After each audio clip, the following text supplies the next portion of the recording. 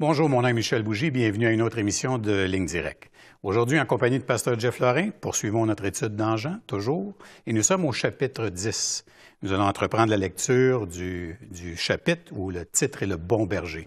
Et nous allons nous pencher justement sur qui sont les brebis qui appartiennent à ce bon berger. Alors, restez avec nous.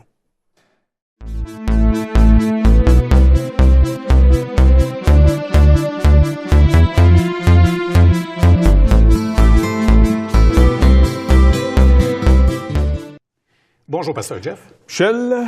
Toujours en forme? Toujours. Peut-être qu'on trouve un autre formule. Mais ça va bien. Oui, voilà. Oui, ça va très bien. Alors, pour continuer avec notre tradition, qui est quand même importante, c'est pas juste une tradition, on y croit. Prier, on croit que ça peut faire toute la différence. Oui, puis en même temps, ça nous rappelle aussi comment est-ce que des fois, dans des situations qui peuvent nous apparaître décourageantes, les Anglais ont un bon terme, « overwhelming ». C'est comme, on regarde nos autorités, là, ça nous dépasse. Là. Mais le Seigneur nous demande quand même de prier pour qu'on ait la paix. Et sur la base de sa parole, parce qu'on est vraiment là-dedans dans Jean, et sur la base de cette parole, on prie pour nos autorités. Oui, afin qu'on puisse continuer à mener une vie paisible et tranquille, voilà. En toute piété devant Dieu. Excellent. Seigneur, sur la déclaration que Paul exhorte Timothée à prier pour ceux qui sont élevés en dignité, on te demande de bénir abondamment, Seigneur Dieu, nos autorités civiles. Les bénir en leur accordant de la sagesse, du discernement. Les bénir, Seigneur Dieu, aussi en leur donnant le respect de ton nom. Vraiment de voir que toi, Seigneur Jésus-Christ, c'est autre chose que tout ce qu'on peut faire comme religion. Il faut que tu leur accordes, Seigneur Dieu, c'est ce qu'on te demande. Et en même temps, Seigneur Dieu, que tu peux mettre à leur côté des hommes et des femmes qui ont du discernement, qui donnent un bon conseil, annulent le mauvais conseil, protègent leur famille aussi. Tu sais que c'est pas toujours évident de devenir, Seigneur Dieu, ces gens que les médias, après ça, vont exposer continuellement. Ça peut être décourageant, ça peut être extrêmement frustrant. Donc, protège-les, bénis-les, fais-leur du bien, afin qu'on puisse mener une vie paisible et tranquille en toute piété devant toi, Seigneur Dieu. Et aussi, accorde-nous ta parole. S'il vous plaît, Seigneur, instruis-nous. Ouvre notre intelligence, rends-nous capables de comprendre ce que tu dis par ton esprit. On prie par Jésus-Christ, Seigneur. Amen. Amen. Alors aujourd'hui, on entreprend le chapitre 10 de Jean. Jean 10, oui. chapitre très connu. Oui, très connu. Et ça fait du bien, un chapitre comme ça. Tu sais, le bon berger. Ça me semble ça fait du bien d'entendre ça. Mais même dans les bonnes choses, souvent, ça va bardasser quand même. Ah, il y a toujours le Seigneur, hein? Le Seigneur. Alors, aujourd'hui, ce qu'on va faire, on va lire du verset 1 jusqu'au verset 6 du chapitre 10. En vérité, je vous le dis, celui qui n'entre pas par la porte dans la bergerie, mais qui monte par ailleurs, est un voleur et un brigand. Mais celui qui entre par la porte est le berger des brebis. Le portier lui ouvre et les brebis entendent sa voix. Il appelle par leur nom les brebis qui lui appartiennent et il les conduit dehors. Lorsqu'il a fait sortir toutes ses propres brebis, il marche devant elles et les brebis le suivent parce qu'elles connaissent sa voix. Elles ne suivront point un étranger, mais elles fuiront loin de lui, parce qu'elles ne connaissent pas la voix des étrangers. Jésus leur dit cette parabole, mais ils ne comprirent pas de quoi il leur parlait. Maintenant, je suis pas mal certain, parce que je te connais un petit peu, que pour bien comprendre ce texte-là, tu vas nous parler un peu de ce que c'est cette dynamique-là entre les bergers et les brebis. Tu sais, nous, on n'est pas trop des agriculteurs ou des éleveurs. On ne sait pas trop comment ça marche. Peut-être que tu pourrais nous expliquer un peu ça. Oui, c'est vrai que le plan entre nous, le rapport le plus proche qu'on a eu avec une brebis, c'est au supermarché. Oui. Et des gens gigots. Oui, c'est ça. Oui, ou pour les plus chanceux, peut-être une pièce de théâtre dans une église où il y avait, avec une petite brebis. Là.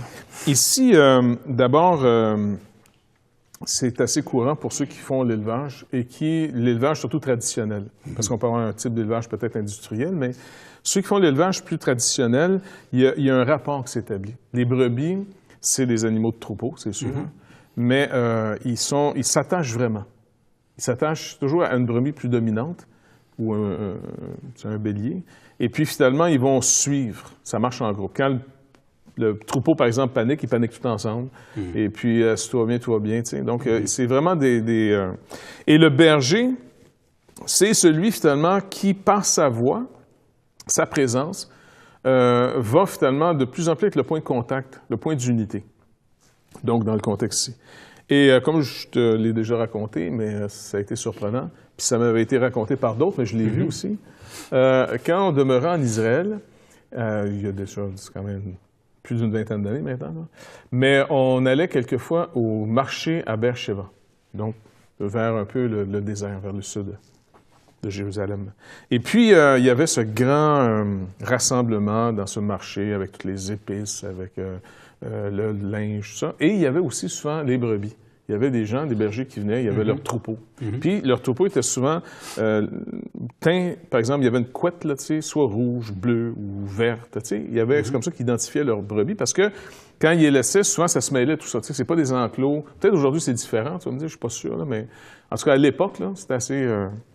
Et quand c'est le temps, vers midi, midi et demi, le marché fini, là, tu dis, wow, ça va leur prendre un moyen temps de ramasser toutes leurs brebis, tu sais, ça... Tu comprends? Partout, là. Ça se mêle, tu sais. Parce que, c'est ça, tu sais, il n'y a pas d'enclos particulier. Mais les bergers commencent tous à appeler. Ils ont un son à eux. Un son un peu comme tu le vois si tu as vu le film Manon des Sources. Tu sais, c'est la fille, finalement, du gars qui est mort, qui avait le terrain, bref. Et puis, elle a un son à elle. Et elle, c'est des chèvres qu'elle a, mais ils la reconnaissent. Et puis, c'est quasiment comme des chiens. Ils te suivent, là, ils suivent le maître. Tu comprends? Et puis, quand, en tout cas, les bergers ont commencé à appeler les brebis, ça faisait tout leur son à eux autres. Écoute, mon ami, c'était, tu vois, les brebis, là, ils sont tous en train de, comme dans un troupeau, la tête est comme à l'horizontale ou bien vers le bas, là, tu sais. Et là, soudainement, bing, la tête se lève, tu sais, au son de la voix du berger qui appelle. Et c'était vraiment impressionnant de voir ça, tu sais. Ils les appelaient, puis là, tac, les brebis sortaient, puis on dirait que ça se met à sauter quasiment comme du popcorn pour... Tu sais, tout le monde se démêle. Tout le monde se démêle, puis ils s'en viennent, tu sais.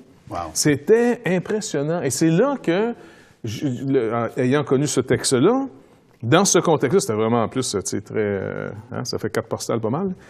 Là, je me dis, c'est incroyable de voir que c'est vrai que les brebis appartiennent vraiment à quelqu'un. C'est pas des animaux qui peuvent vivre, en d'autres mots, sans un berger. En tout cas, ça m'a vraiment impressionné. Donc, quand on vient au texte ici, qu'est-ce que Seigneur est en train de nous dire? Et puis ça, c'est quelque chose d'assez intense, là. Il faut qu'on s'attache comme il faut, là. Il dit en vérité, en vérité. Donc, c'est une vérité extrêmement importante qu'il va dire. En disant Amen, Amen, c'est vrai, c'est vraiment vrai ce que je vais vous dire. Celui qui n'entre pas par la porte de la bergerie, mais qui monte par ailleurs, est un voleur et un brigand. Ça, c'est la première catégorie. Il va distinguer le bon berger des voleurs et des brigands. Puis dans une deuxième partie de cette histoire, on va le voir peut-être la prochaine fois, il va distinguer encore une fois le bon berger, mais là, des mercenaires. Mais cette fois-ci, ce n'est pas les mercenaires. Là, il parle des voleurs et des brigands. Donc, qu'est-ce que entrer, au fond, par la porte de la bergerie? Là, bien, des gens se sont posés des questions, parce que souvent, la porte, c'était quelqu'un. Quelqu'un qui gardait qui couchait souvent là, parce que c'est comme un genre d'enclos, les brigands, tu sais. Parce qu'il dit le portier lui ouvre. En d'autres mots, le gars se tasse, ou ça peut être une porte aussi, mais le portier, ça pouvait aussi être quelqu'un que son travail, c'est que le soir, quand on entre dans ce lieu, tu sais, c'est gardé avec des genres de clôture tout le tour, il y avait un homme qui couchait, le portier, parce que déjà, il pouvait veiller si les loups venaient le soir ou des voleurs venaient. Lui, il pouvait protéger. Et là, dans le contexte, Jésus, il dit, si tu ne viens pas par la porte, mais tu sautes le mur, tu es habituellement quelqu'un qui vient voler, parce qu'il y avait des voleurs de brebis. Tu sais, je veux dire, c'était une valeur marchande quand même à l'époque. Donc, il dit, si tu ne sautes pas par la porte, tu es inévitablement un voleur ou un brigand. Parce que le berger, lui, va rentrer par la porte, parce que le portier va le laisser rentrer. Et certains pensent ici que la porte serait peut-être la loi. Parce que qui peut aller vers les brebis? À qui sont destinées les brebis? À qui est destiné Israël? À Dieu. Et souvent, le Seigneur, dans l'Ancien Testament, faisait des reproches aux bergers de l'époque d'Israël. Parce qu'il dit, un jour, il va envoyer des bergers selon son cœur, dans Jérémie, il dit. Et ils vont paître avec intelligence, mon peuple. Tu sais. Donc, et un jour, il va aussi envoyer le berger. Et puis l'Éternel est mon berger. Donc, psaume 23. Et là, ici, le Seigneur vient. Et quand le Seigneur est venu, même s'il montrait qu'il était finalement au-dessus du sabbat, il n'a jamais néanmoins violé la loi du sabbat, l'esprit même du sabbat. La preuve, quand il va guérir un homme, on l'a vu plus tôt, là, quand il avait guéri cet homme qui était avec son lit, son grabat, à la piscine, où on attendait que l'eau bouge, puis le premier qui tombe dedans était guéri. Il est venu et il l'a guéri. Et qu'est-ce qu'il lui a dit? Maintenant, prends ton lit et va-t'en chez toi. T'sais? Prends ton lit et marche. Et donc, cet homme, qu'est-ce qu'il a fait? Il a pris son grabat, c'était comme une natte, et puis il l'a roulé, il l'a mis sur son épaule, puis il est parti. Mais c'était la journée encore du sabbat. Jésus a fait exprès.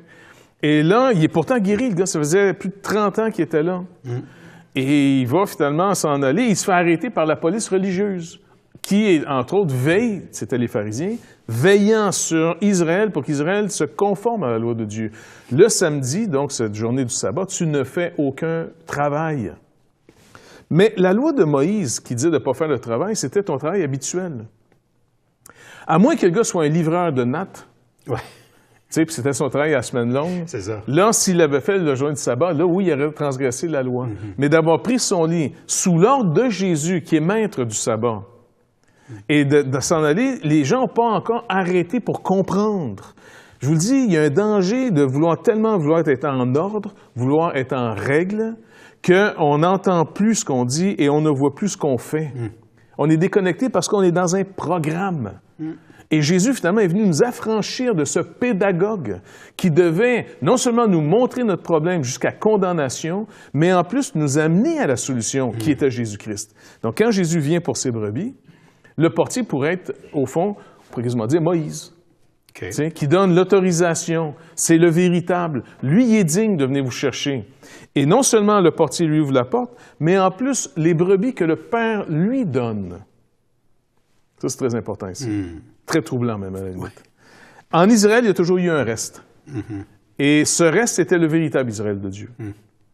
L'ethnie d'Israël contenait l'Israël de Dieu, mais toute l'ethnie d'Israël n'était pas nécessairement l'Israël de Dieu. Comme aujourd'hui, on pourrait dire dans le christianisme, il y a le corps de Christ, mais le christianum, dans le sens de la chrétienté, n'est pas nécessairement le corpus Christi, le corps de Christ. Et ça, c'est à distinguer ici entre les deux. Mais on va aller vers la pause, hein? Oui, je pense qu'on va aller vers la pause. Et on va essayer de défaire tout ça après. Parce que si on embarque là-dedans, là... Oh! Alors, restez avec nous et on vous revient tout de suite après cette pause.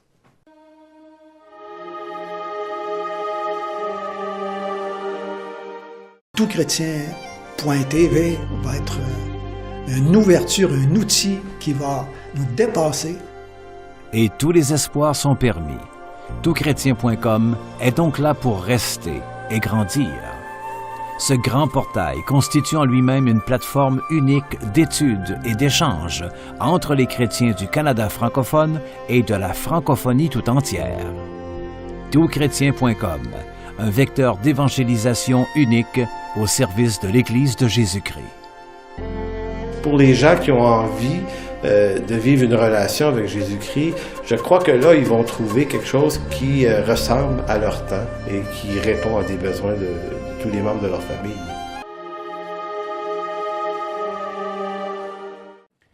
Alors, nous sommes de retour avec Pasteur Jeff et puis on s'est laissé pour parler de... C'est quand même une doctrine qui est quand même importante. C'est toujours... la fameuse élection. La fameuse élection. Ceux que Dieu lui a donnés. Oui. Parce qu'ici, on relit le texte, OK? On va laisser le texte nous parler. Okay. Donc, il est dit ici, le portier lui ouvre la porte, verset 3.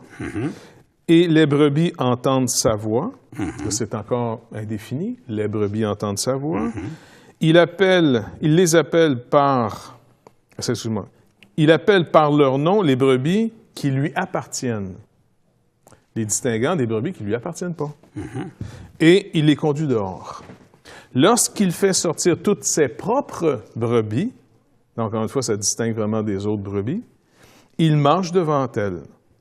Et les brebis le suivent parce qu'elles connaissent sa voix. Elles ne suivront point un étranger. Là, il revient encore sur le principe. Que ce soit un voleur, un brigand ou simplement un étranger, la brebis ne suit pas l'étranger. Elle suit son berger. Elle connaît sa voix. Okay, c'est très important ici. Il y a vraiment un attachement au berger parce que la brebis appartient au berger. Le berger, finalement, a développé une relation avec elle. Elles ne suivront point l'étranger, mais elles fuiront loin de lui parce qu'elles ne connaissent pas la voix des étrangers. Il leur dit cette parabole, mais ils ne comprirent pas de quoi il leur parlait. Là, il faut se remettre dans le contexte. Dans les dernières émissions, on avait vu que Jésus venait de guérir un aveugle-né. OK? Nous, ce qui peut nous tromper, des fois, c'est nos chapitres. Il n'y a pas de chapitre dans l'original. Donc, la dernière fois qu'on avait lu, finalement, l'histoire de l'aveugle-né, ça se finissait au verset 41 du chapitre 9, en disant, et Jésus leur répondit, donc, à ces pharisiens qui disent, « Est-ce que nous, on est aveugles? » Il dit, « Si vous étiez aveugle, vous n'auriez pas de péché, mais maintenant, vous dites, nous voyons, c'est pour cela que votre péché subsiste. » Et si on rattache les deux textes ensemble, ça se poursuit en disant, « En vérité, je vous le dis, celui qui n'entre pas par la porte. » Donc, le Seigneur est en train de faire une distinction en disant, « Écoutez, si vous n'entrez pas par la porte, vous dites que vous êtes des croyants en Moïse. Moïse a parlé de moi, vous n'avez pas cru en lui, donc vous ne croyez pas en moi. Ça ne peut pas être plus clair. Parce que si vous auriez cru Moïse, vous m'auriez cru. Parce que Moïse a parlé de moi, mais vous ne venez pas à moi. Mais je vais vous le dire pourquoi vous ne venez pas à moi. Il n'a pas dit, si vous venez à moi, vous allez venir à moi. Non, il dit, ça va, mais ça serait une tautologie un peu, tu vois. Il dit simplement, je vais vous expliquer quelque chose, et je suis sûr que vous n'allez pas comprendre. Parce il leur dit cette parabole, mais ils ne la comprirent pas. Le « il » ici fait inévitablement référence, c'est un pronom, troisième personne du singulier, fait « elle » pluriel, il fait donc référence à ceux à qui il venait de parler, les pharisiens. Les pharisiens. Du gars qui... Puis il doit avoir peut-être l'aveugle à côté de lui, là, qui voit. Et les pharisiens qui étaient là aussi, quelques pharisiens qui étaient avec lui ayant entendu ces paroles. OK? Donc, tu vois le contexte un peu? Ouais. Fait qu'eux autres, s'ils l'écoutent, ils ne comprennent pas trop. Ils ne comprennent pas pantoute, hein, parce qu'il dit qu'ils ne savaient pas de quoi il parlait. Mais tout ça pour leur dire, écoutez, vous faites la réponse que mon Père va vous accorder. Parce que pour que vous puissiez venir à moi, il faut vraiment, puis il va le dire plus tard, il va l'élaborer plus tard, mais il est en train de leur dire, à moins que le Père vous attire, vous ne viendrez pas à moi. OK? Parce que, d'abord, l'homme ne veut pas venir à Dieu. Quand Jean a commencé son évangile, il voulait nous expliquer quoi? Parce que Jean, il ne va pas donner son évangile comme les trois autres. Les trois autres vont raconter cette bonne nouvelle, l'évangile, mais de manière plus narrative. Ils vont prendre des événements, puis c'est à peu près chronologique, OK? Pour nous situer de ça. Mais Jean, lui, il va prendre 7 miracles, 7 paroles. Il y a des 7 partout dans son évangile. Il est très spécial. Et puis, lui, son but, c'est de nous écrire l'Évangile, mais pour expliquer de manière théologique qu'est-ce qui vient d'arriver, qu'est-ce qui se produit, là. Puis on se rappellera qu'elle a été écrite, mais pas pour des Juifs. Non, parce que là, il est obligé d'expliquer. D'où peut-être la nécessité de justement réexpliquer tous ces symboles, tous ces signes, et puis les remettre un peu dans le contexte. Exactement. Donc, un, c'est pas des Juifs. Et deux, c'est une génération qui n'est plus témoin, qui n'a plus de témoins vivants au milieu d'eux, sinon Jean. Parce que finalement, lui écrit vers, on va dire, je sais pas moi, il y a la fin du 1er siècle. Les apôtres sont peut-être morts depuis 30-40 ans. La plupart de tous les témoins visibles. Par exemple, quand Paul écrit, lui, son évangile, entre guillemets, qui est comme l'Épître aux Romains, entre autres, et puis Éphésiens, qui est un peu comme ça, son explication, le reste, c'est là qui corrige en fonction de son évangile. Il va donner même un jour, quand il parle de la résurrection des morts, il veut corriger un faux enseignement qui se dit qu'il n'y a pas de résurrection des morts.